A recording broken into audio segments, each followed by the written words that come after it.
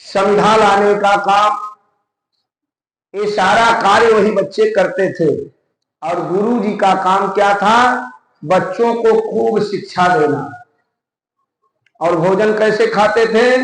वह ड्यूटी थी गुरु माता का। अपने बच्चों की भांति जब खिला लेती थी, दूध पिला लेती थी, तब उसके बाद आराम करती थी सभी बच्चों को। एक बार की बात है, यही कृष्ण और सुदामा की ड्यूटी लग गई संविधा लाने के लिए। संविधा लाने के लिए जब इन लोगों की ड्यूटी लगी तो गुरु माता थोड़ा सा चना दे देती है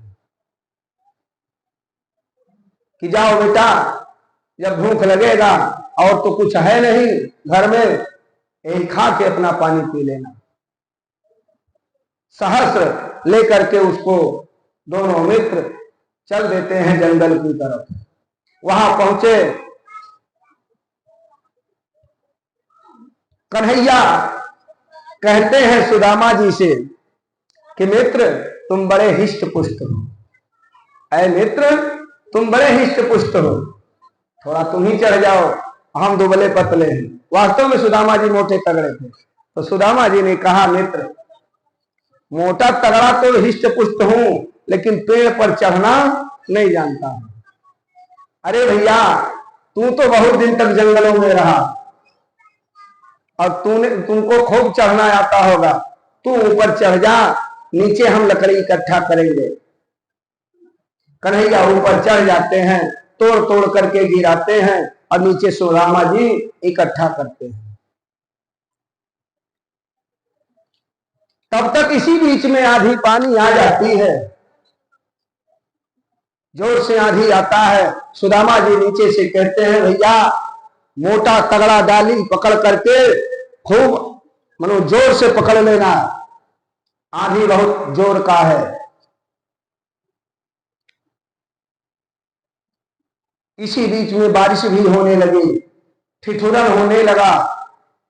और जब आदमी बगैर काम का बैठा रहता है तो उसको तमाम चीज खाने की, उस समय बहुत खाने की इच्छा होती है। अगर वो काम करता रहे तो इतनी इच्छा नहीं होगी, लेकिन अगर खाली समय में व्यर्थ कर बैठा हो तो उस समय कुछ न कुछ जरूर बार बार खाने की इच्छा जागृत होगी। अब सुदामा जी का वो समय नहीं व्यतीत हो रहा है। अब सुदामा जी के मन में आया कि अब खाना चाहिए, लेकिन हमारा मित्र तो ऊपर है, अकेले कैसे खा लो, और इधर भूख भी नहीं मान रहा है। सुदामा जी क्या करते हैं, उस चने को दो भाग में कर देते हैं ईमानदारी से। भाई उसका भी आधा हिस्सा है, दो भाग कर दिए, एक भाग अपना खा लिए। जब खा लिए एक भाग, लेकिन इच्छा की पूर्ति नहीं हुई, अभी पानी नहीं बन रहा है। उसके बाद सुदामा जी कहते हैं, ले आओ इसको भी खा लेते हैं। फिर उसको भी धीरे धीरे मार गए। यही गलती है, पहली गलती कर देते हैं कि हिस्सा लगा करके खा लिए, पहली गलती। उसके बाद पानी रुकता है, कन्हैया नीचे आते हैं, उन्हें दो गट्ठर बनाया जाता है लकड़ी का। एक कन्हैया ले लिए, एक सुदामा जी ले लिए। अब वहां से चल लिए, थोड़ी दूर जब आए, कन्हैया कहते हैं सुदामा से, अरे मित्र अब यही लकड़ी रखो और जो गुरु माता चना दी थी लाओ, उसी को खाकर पानी पी लें, तब उसके बाद आगे हम लोग बढ़ेंगे। सुदामा जी कहते हैं, अरे भैया वो चना कहाँ है? कन्हैया कहते हैं, क्या हुआ, चना तो दी थी गुरु माता। सुदामा जी कहते हैं, सब छिट गया, दूसरी गलती हो गई। जब कन्हैया देखे अपने ध्यान से, मित्र तो मुझसे झूठ बोल रहा है।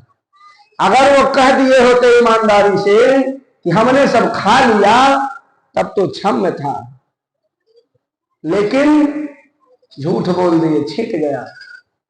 तो जा सुदामा, अब छिट ही जाएगा। उसी समय से सुदामा जी निर्धन हो जाते हैं। मित्रता से चोरी नहीं करनी चाहिए, मित्रता में कृपणता नहीं करनी चाहिए, और मित्र से झूठ नहीं बोलना चाहिए। अगर कोई ऐसा करता है तो निश्चित ही उसको निर्धन होना पड़ता है। यही बात सुदामा और कृष्ण के बीच की बात है। वापस आते हैं, गुरुकुल से शिक्षा दीक्षा संपन्न होती है, सब लोग घर जाते हैं। बाद में सुदामा जी भी अपना गृहस्थ आश्रम में प्रवेश किए। गृहस्थ आश्रम मतलब विवाह हुआ, लेकिन निर्धन हो गए हैं। तमाम बच्चे भी हो गए हैं सुदामा जी को, लेकिन सुदामा जी अडिग हैं कि केवल हमको एक दिन में 5 घर ही जाना है भिक्षाटन के लिए। 5 घर जाते थे, जो मिलता था उसी से जीवन यापन करते थे। एक दिन ऐसा समय आता है, सुदामा जी महाराज जाते हैं, 5 घर भिक्षाटन किए, एक भी अन्न का टुकड़ा नहीं मिलता है। वापस चले आए। उनकी पत्नी का नाम सुशीला है। जितने भगवत भक्त ये हैं सुदामा जी महाराज, उतनी ही पतिव्रता परायण स्त्री सुशीला है। सुशीला भी अधिक है। कहती है, स्वामी आज कुछ नहीं मिला, हम लोग तो जैसे तैसे रह लेंगे, लेकिन ये बच्चे कैसे रहेंगे। पानी पी करके उस दिन सारे बच्चे समय बिताते हैं। अगला दिन होता है, पुनः सुदामा जी महाराज जाते हैं 5 घर भिक्षाटन के लिए। आज भी कोई अन्न का टुकड़ा नहीं मिला। हालांकि यह दृश्य तो द्वारिकाधीश देख रहे हैं, और द्वारिकाधीश मन ही मन विचार कर रहे हैं कि सुदामा, अरे एक बार तो हमारे पास चले आओ, ऐ नेत्र,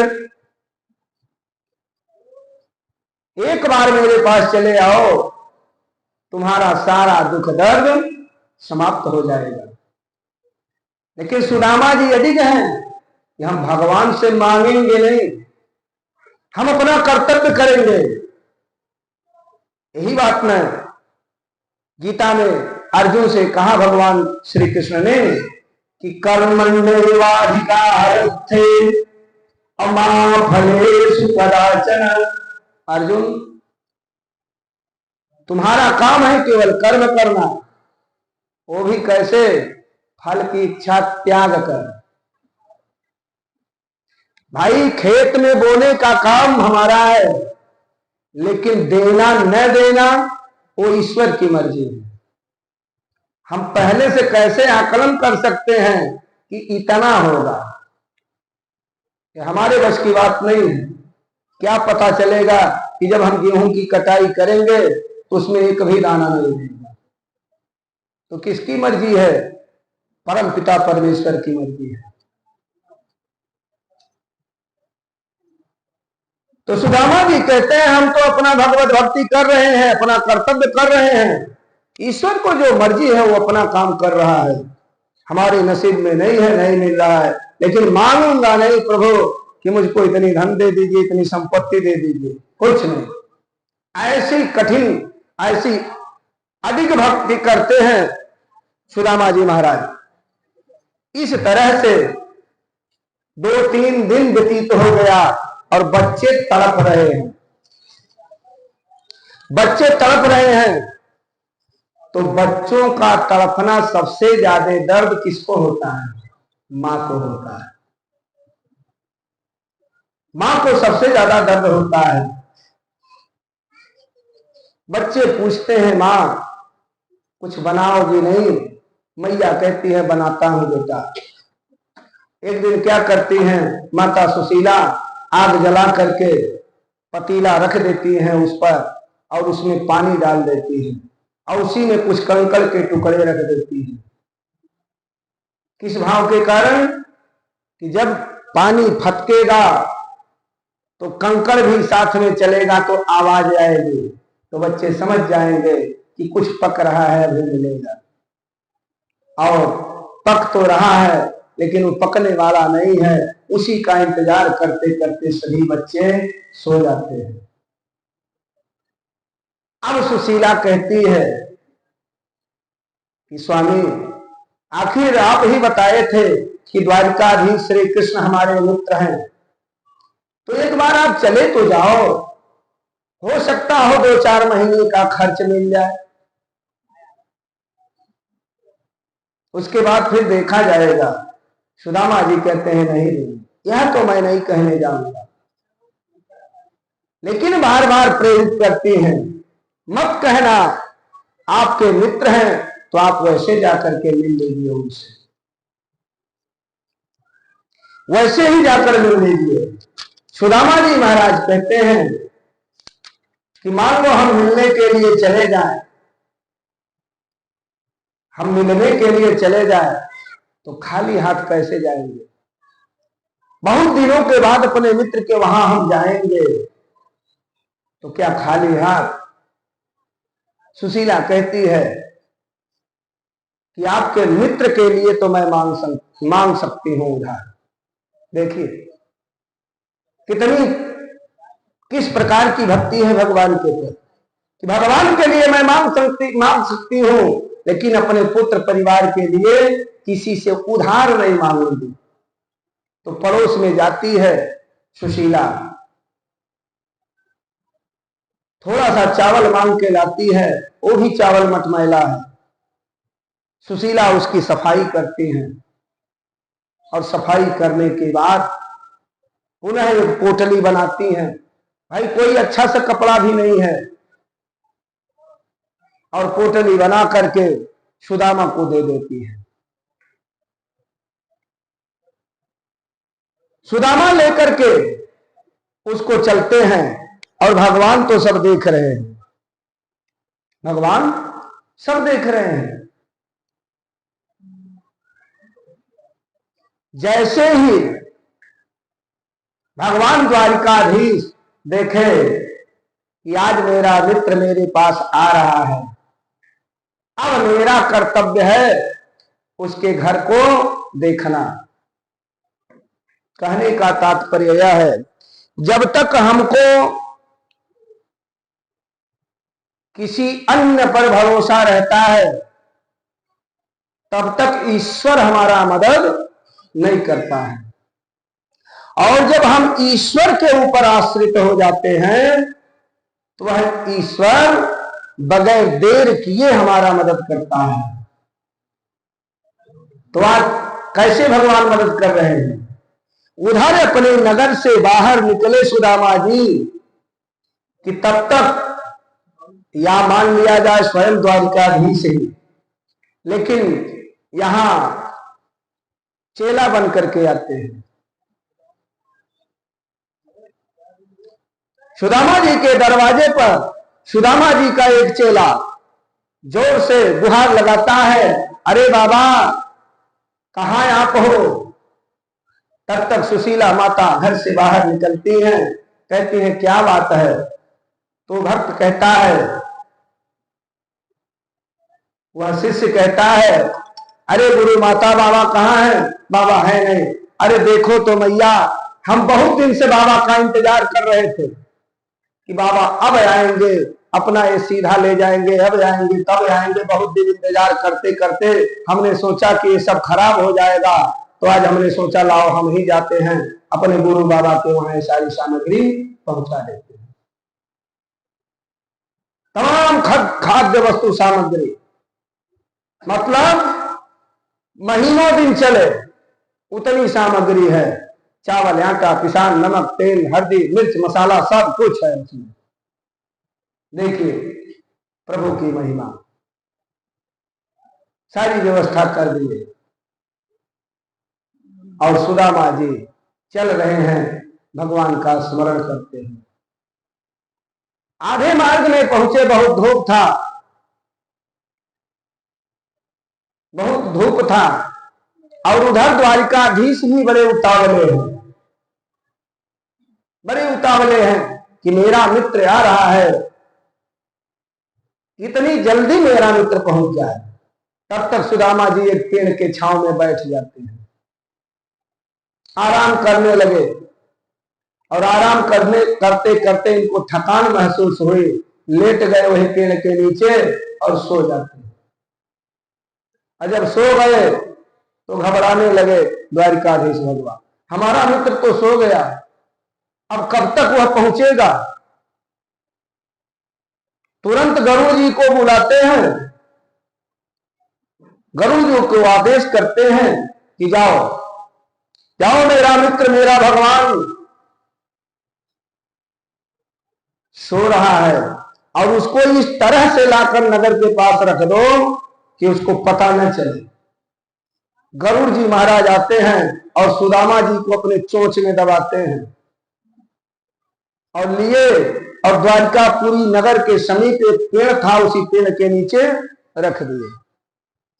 इतने में सायंकालीन हो रही थी। तब तक अचानक सुदामा जी का आंख खुलता है, जगह तो देख रहे हैं तो सूर्यास्त का समय हो चुका है, अभी हमको बहुत दूर जाना है।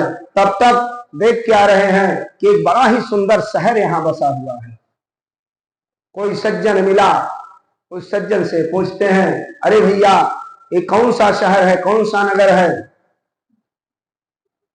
तो उसने कहा ये द्वारिकापुरी है।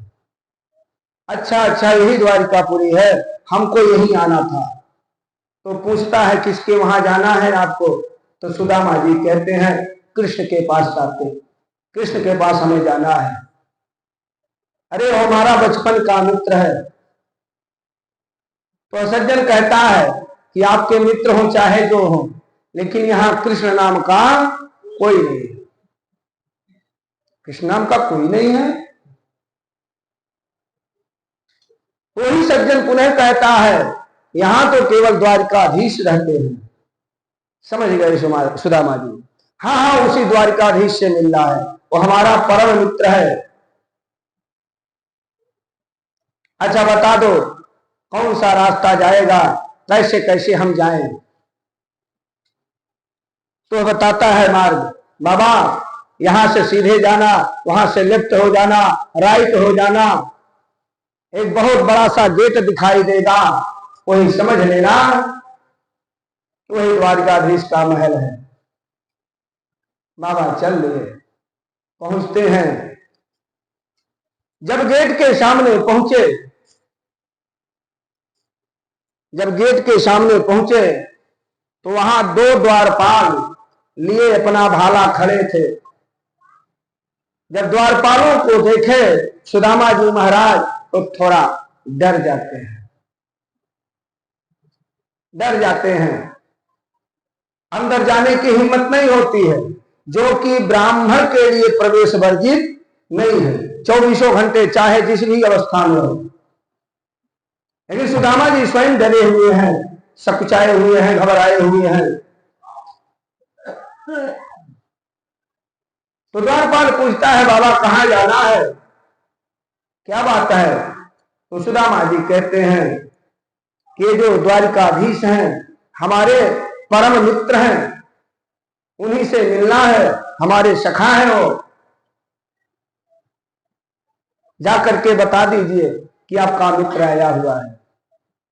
तो द्वारपाल भी घबरा गए कि कहां द्वारिकाधीश और कहां ये भिखारी। द्वारिकाधीश का मित्र भिखारी हो सकता है, ऐसा कदापि नहीं होगा। और द्वारिकाधीश का मित्र भिखारी रहेगा, कदापि नहीं हो सकता है। न तो शरीर पे शुद्ध वस्त्र है, न पांव में जूता चप्पल है। अरे किसी तरह से 2-3 परत का अपना वस्त्र बना करके किसी तरह से अपने गुप्तांग को ढंके हुए हैं। ऐसी स्थिति है सुदामा जी का। लेकिन द्वारपाल को संदेशा देने के लिए इन्होंने कहा है, तो भाई संदेशा तो उसको ले जाना पड़ेगा। अगर नहीं जाएगा और बाद में बात सत्य निकली तो फिर खैर नहीं है। तो जाता है, पहुंचा द्वारिकाधीश के पास। कहा द्वारिकाधीश भगवान की जय जयकार हो। द्वारिकाधीश भगवान कहते हैं बताओ क्या खबर लाए हो। तो द्वारपाल कहता है किसी से प्रधान प्रभु और जाने को वहीं बसे रामा। हे प्रभु सर पे न तो पगड़ी है न तो तन ढका हुआ है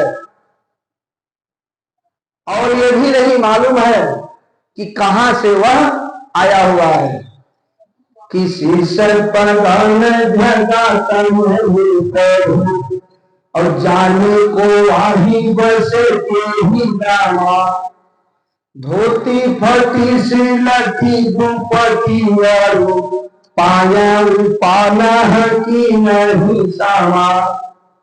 जो धोती इत्यादि पहना हुआ है वो बड़ा ही फटा चिथड़ा हुआ है, पांव में उसके जूता चप्पल भी नहीं है। तो द्वारिकाधीश भगवान कहते हैं द्वारपाल से अरे कहना क्या चाहते हो, साफ साफ बताओ, असली मुद्दे पर आओ। तो कहता क्या है कि द्वार खाड़ो दीज दुर्बल होकर रह चकी सौब सुधाया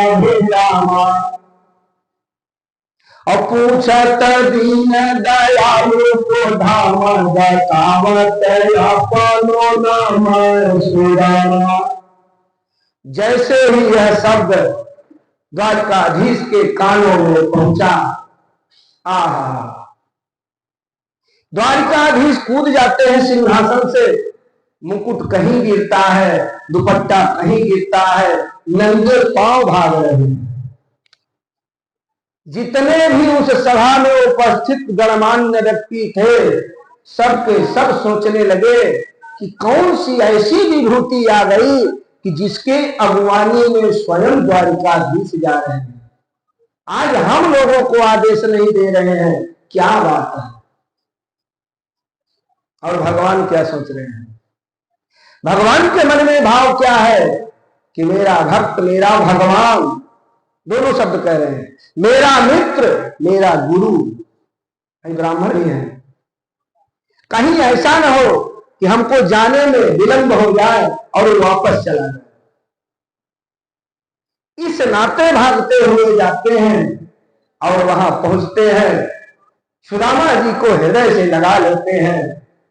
अरे मित्र, आने में इतना क्यों विलंब कर दिया, पहले क्यों नहीं आया। उसके बाद द्वारिकाधीश भगवान सुदामा जी को लेकर के आते हैं, अपने सिंहासन पर बैठाते हैं, अपने सिंहासन पर बैठाते हैं और सुदामा जी के चरण कमल में बैठ जाते हैं। फिर क्या कहते हैं द्वारकाधीश भगवान, अरे रुक्मिणी कालिंदी सत्यभामा, सारी पटरानियों का नाम एक सांस में ले लेते हैं। कहते हैं जाओ तो सही, देखो मेरा भगवान आया हुआ है, मेरे हृदय का टुकड़ा आया हुआ है, जल्दी से परात लाओ, पानी लाओ, इसका पैर धुलना है। किसी को हिम्मत नहीं पड़ रहा है पूछने का, रूप देख करके। भाई रूप ही थोड़ा गड़बड़ हो चुका है गरीबी के कारण सुदामा जी का, लेकिन भगवान का जो भक्त होता है, भगवान के हृदय में चाहे गरीब हो चाहे अमीर हो एक समान रहता है। भगवान के नजरों में भगवान का भक्त एक समान रहता है। भगवान कहीं दो नहीं देखते हैं, एक समान देखते हैं। तब तक भगवान द्वारिकाधीश का हाथ पैरों के नीचे पहुंच जाता है, तलवे के नीचे। तो भगवान के हाथों में कांटे चुभने लगे और जब पैर उठाकर देख रहे हैं ऐसी दीन दशा जब देखे द्वारिकाधीश भगवान तो कहते हैं रुक्मिणी, पानी की आवश्यकता नहीं है, पराग की आवश्यकता नहीं है, आज तो मेरे आंखों के आंसू से ही मैं अपने मित्र का पाद प्रक्षालन कर दूंगा। हर ऐसे बेहाल दीवार सोकर कंटक जाल लगे दो। बड़ी गहरी गहरी दवाइयां फटी हुई थी और उसमें तमाम जाला लगा हुआ था, तमाम उसी में कांटे चुभे हुए थे।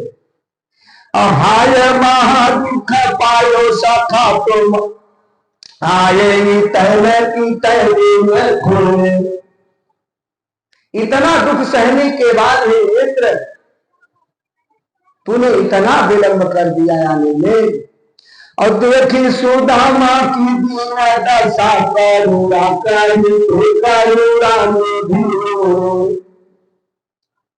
और पानी पर हाथ को हाथ छुए नहीं, नैनन के पद सो नैनन के गल सो पद धो। ऐसा भाव उत्पन्न हो जाता है भक्त और भगवान के बीच का। ये तो भक्त और भगवान के बीच का भाव हो गया।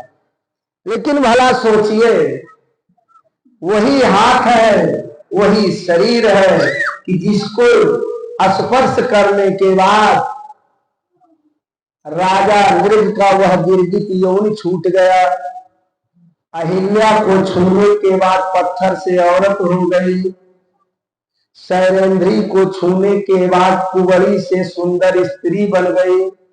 तो क्या सुदामा जी के चरण को छुए होंगे तो क्या फूल जैसे कोमल नहीं हो गया होगा? बिल्कुल हुआ होगा। लेकिन ये भक्त के भगवान और भक्त के बीच का यह भाव है। प्रेम से बोले वृंदावन की हरि लाल की जय। अब भगवान हमको और आपको, सारे समाज को अतिथि का सत्कार कैसे करना चाहिए इसको बता रहे हैं। देखिए, कथा तो सब जानता है, यही कथा सब कहते हैं, लेकिन सबका कहने का अलग अलग तरीका होता है, अलग अलग भाव होता है। हमारा भाव जो है वो बताता है कि हमको आतिथ्य सत्कार कैसे करना चाहिए। आतिथ्य सत्कार कैसे करना चाहिए, तो वह चीज यदि सीखना हो तो स्वयं द्वारिकाधीश भगवान से सीखें। द्वारिकाधीश भगवान क्या करते हैं?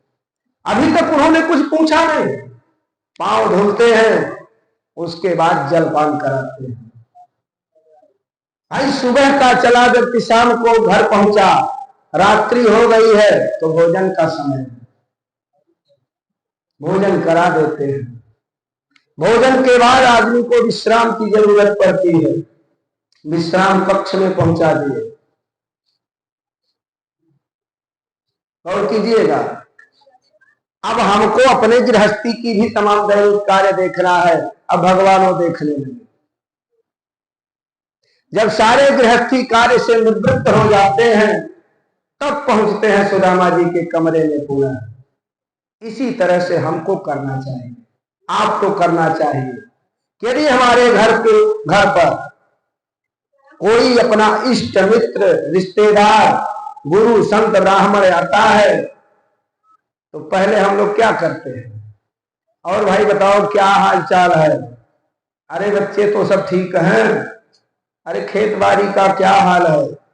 अभी हमने दाना पानी कुछ नहीं पूछा, पहले हाल चाल। असली नियम यह है कि पहले उनका सत्कार करो, जैसी हमारी पहुंच हो। उसके बाद जब हम अपने आतिथ्य सत्कार से निवृत्त हो जाएं तब उसके बाद बैठिए उनके पास, तब उनसे हालचाल करिए। एक कन्हैया कर रहे हैं, उनको करने की क्या आवश्यकता है, लेकिन हमारे मार्गदर्शक हैं कन्हैया। और मार्गदर्शक न होते तो भाई भागवत की आयोजन क्यों होता।